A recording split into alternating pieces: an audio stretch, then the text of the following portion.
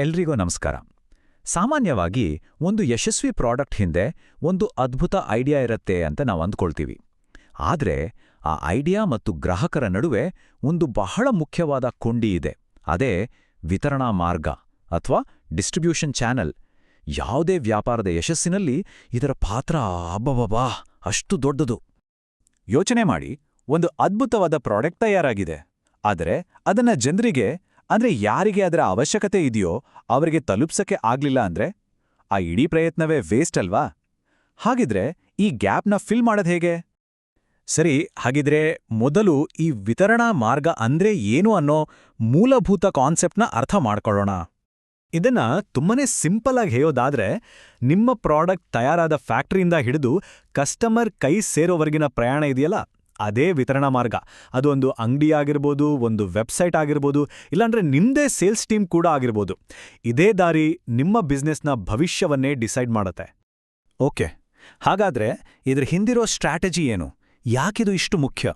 ಮೊದಲನೇದಾಗಿ, ಸರಿಯಾದ ಚಾನೆಲ್ ಇದ್ರೆ ಗ್ರಾಹಕರನ್ನ ಬೇಗ ಮತ್ತು ಕಡಿಮೆ ಖರ್ಚಲ್ಲಿ ತಲುಪಬಹುದು. ಎರಡನೇದಾಗಿ, ಸಾಮಾನುಗಳನ್ನ ಸಾಗಿಸೋದು, ಸ್ಟಾಕ್ ಮ್ಯಾನೇಜ್ ಮಾಡೋದು ಎಲ್ಲವೂ ಸುಲಭ ಆಗುತ್ತೆ.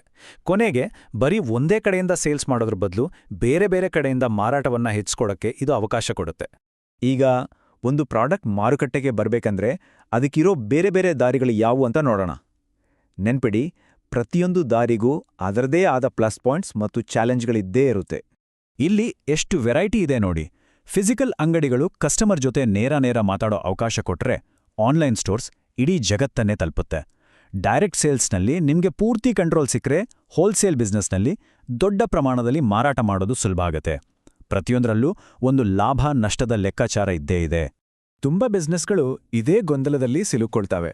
ಆಫ್ಲೈನ್ನಲ್ಲಿಡ್ಬೇಕಾ ಆನ್ಲೈನ್ನಲ್ಲಿಡ್ಬೇಕಾ ಅಂತ. ಒಂದ್ ಕಡೆ ಆಫ್ಲೈನ್ ಅಂಗಡಿಗಳಲ್ಲಿ ಕಸ್ಟಮರ್ಸ್ಗೆ ಪ್ರಾಡಕ್ಟ್ನ ಮುಟ್ಟಿ ನೋಡಿ ಅನುಭವಿಸೋ ಅವಕಾಶ ಸಿಗುತ್ತೆ, ಆದರೆ ಅದನ್ನ ಮ್ಯಾನೇಜ್ ಮಾಡೋ ಖರ್ಚು ಜಾಸ್ತಿ. ಇನ್ನೊಂದು ಕಡೆ ಆನ್ಲೈನ್ನಲ್ಲಿ ಕಡಿಮೆ ಖರ್ಚಲ್ಲಿ ದೊಡ್ಡ ಮಾರ್ಕೆಟ್ಗೆ ರೀಚ್ ಆಗ್ಬೋದು, ಆದರೆ ಕಾಂಪಿಟೇಷನ್ ಕೂಡ ಅಷ್ಟೇ ಭಯಂಕರವಾಗಿರುತ್ತೆ. ಸರಿ, ಇಷ್ಟೆಲ್ಲ ಆಯ್ಕೆಗಳು ಮುಂದಿರುವಾಗ ಒಂದು ಬಿಸ್ನೆಸ್ಗೆ ಯಾವ್ದು ಬೆಸ್ಟ್ ಅಂತ ಡಿಸೈಡ್ ಮಾಡೋದು ಹೇಗೆ? ಬನ್ನಿ ಈಗ ಆ ನಿರ್ಧಾರ ತಗೊಳ್ಳೋ ಪ್ರೋಸೆಸ್ ಬಗ್ಗೆನೇ ನೋಡೋಣ.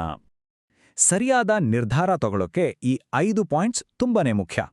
ನಿಮ್ಮ ಪ್ರಾಡಕ್ಟ್ ಎಷ್ಟು ಜನರಿಗೆ ತಲುಪಬೇಕು, ಅದಕ್ಕೆ ಎಷ್ಟು ಖರ್ಚು ತಗಲುತ್ತೆ, ಬ್ರ್ಯಾಂಡ್ ಇಮೇಜ್ ಮೇಲೆ ನಿಮಗೆ ಎಷ್ಟು ಕಂಟ್ರೋಲ್ ಬೇಕು, ಎಷ್ಟು ಬೇಗ ಮಾರ್ಕೆಟ್ಗೆ ಹೋಗಬೇಕು, ಮತ್ತು ಫ್ಯೂಚರ್ನಲ್ಲಿ ಬಿಸ್ನೆಸ್ನ ಸುಲಭವಾಗಿ ದೊಡ್ಡದು ಮಾಡಕ್ಕಾಗತ್ತಾ? ಈ ಪ್ರಶ್ನೆಗಳಿಗೆ ಉತ್ತರ ಸಿಕ್ಕಿದ್ರೆ ದಾರಿ ತಾನಾಗೆ ಕಾಣಿಸುತ್ತೆ. ಈ ಚಾರ್ಟ್ ವಿಷಯವನ್ನ ಪರ್ಫೆಕ್ಟ್ ಆಗಿ ವಿವರಿಸುತ್ತೆ. ಉದಾಹರಣೆಗೆ, ಒಂದು ಲಕ್ಸುರಿ ಕಾರ್ ಕಂಪ್ನಿಗೆ ಬ್ರ್ಯಾಂಡಿಂಗ್ ಮೇಲೆ ಕಂಟ್ರೋಲ್ ಇರೋದು ತುಂಬಾ ಮುಖ್ಯ. ಅದಕ್ಕೆ ಅವರು ತಮ್ಮದೇ ಆದ ಶೋರೂಮ್ಗಳನ್ನ ಇಟ್ಕೊಳ್ತಾರೆ. ದಿನಬಳಕೆ ವಸ್ತುವಿಗೆ ಖರ್ಚು ಕಡಿಮೆ ಇರೋದು ಮುಖ್ಯ. ಅದಕ್ಕೆ ಅವರು ಹೋಲ್ಸೇಲ್ ಮೂಲಕ ಮಾರಾಟ ಮಾಡ್ತಾರೆ. ಇನ್ನು ಒಂದು ಹೊಸ ಟೆಕ್ ಗ್ಯಾಜೆಟ್ಗೆ ಆದಷ್ಟು ಬೇಗ ಮಾರ್ಕೆಟ್ ಸೇರೋದು ಮುಖ್ಯ. ಅದಕ್ಕೆ ಅವರು ಆನ್ಲೈನ್ ದಾರಿಯನ್ನೇ ಹಿಡಿತಾರೆ. ಅಂದ್ರೆ ನಿಮ್ಮ ಆದ್ಯತೆ ಯಾವುದು ಅನ್ನೋದೇ ನಿಮ್ಮ ಮಾರ್ಗವನ್ನ ನಿರ್ಧಾರ ಮಾಡುತ್ತೆ. ಓಕೆ, ಸರಿಯಾದ ಮಾರ್ಗವನ್ನ ಆಯ್ಕೆ ಮಾಡಿದ್ಮೇಲೆ ಕೆಲ್ಸ ಮುಗೀತು ಅಂತಲ್ಲ. ಮುಂದಿನ ಸ್ಟೆಪ್ ಅದನ್ನ ಕಾರ್ಯರೂಪಕ್ಕೆ ತರೋದು ಮತ್ತು ಅದರ ಪರ್ಫಾರ್ಮೆನ್ಸ್ ಹೇಗಿದೆ ಅಂತ ಚೆಕ್ ಮಾಡೋದು. ಈಗ ಅದರ ಬಗ್ಗೆ ನೋಡೋಣ.